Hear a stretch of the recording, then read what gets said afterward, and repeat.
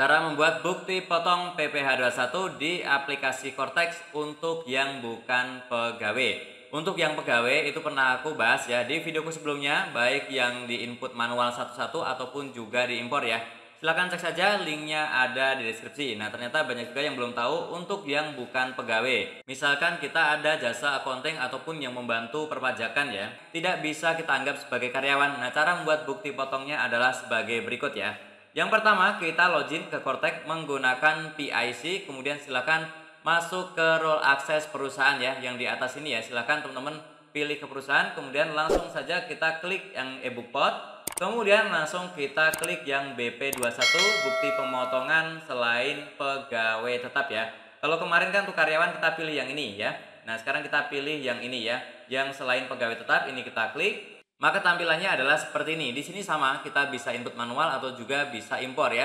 Tapi kalau misalkan ternyata datanya sedikit ya, sebaiknya di input manual sih saran saya. Karena daripada menyiapkan file XML-nya itu lama ya, kalau misalkan hanya di bawah 10 ya. Silakan langsung saja kita create yang ebook pot, kita input satu-satu saja. Oke, seperti ini. Sekalian kita pegang bukti transaksinya ya. Jadi nanti teman-teman, karena ada beberapa yang harus kita isi dari bukti transaksi ya. Oke, yang pertama silakan masukkan untuk masa pajaknya, misalkan Januari 2025. Oke, kemudian silakan masukkan NPWP-nya, maka namanya di sini akan muncul otomatis ya.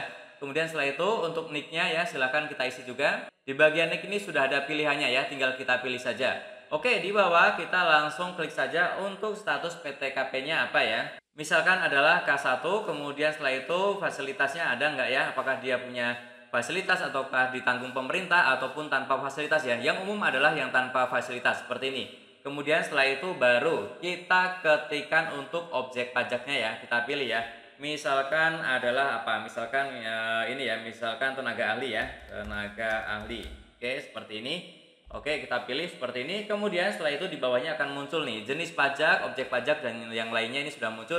Tinggal kita masukkan saja berapa. Misalkan jasanya adalah 1.100.000 ya. Oke, kita ketikkan 1.100.000 dan di bawahnya sudah muncul otomatis DPP serta tarifnya. Ini kalau kita scroll ke bawah, di sini pun PPh-nya sudah muncul, KAP-nya juga sudah muncul otomatis, tidak perlu kita isi. Tinggal kita pilih dokumennya apa ya. Misalkan dokumennya adalah surat tagihan ya. Oke, ini surat tagihan, kemudian silakan masukkan saja nomor surat tagihannya ya sesuai dengan dokumennya, kemudian tanggal dokumennya tanggal berapa ya, misalkan tanggal 31 Januari ya. Oke, kita masukkan tanggal 31 Januari, dan setelah itu kita pilih NITKU perusahaan yang memotong ya. Oke, setelah kita masukkan NITKU-nya, kita langsung klik submit saja. Sampai nanti di atas ini akan muncul notifikasi berhasil dan listnya akan masuk di sini ya. Oke, kalau sudah masuk di sini, teman-teman bisa langsung klik terbitkan ya, kita centang, kemudian kita klik terbitkan. Tapi untuk terbitkan ini yang bisa adalah yang mempunyai hak akses signer ya. Kalau hanya drafter, setahu saya tidak bisa menerbitkan ya. Biasanya adalah PIC sebagai direktur ya. Oke, seperti itu untuk membuat bukti potongnya ya, sampai di sini ya.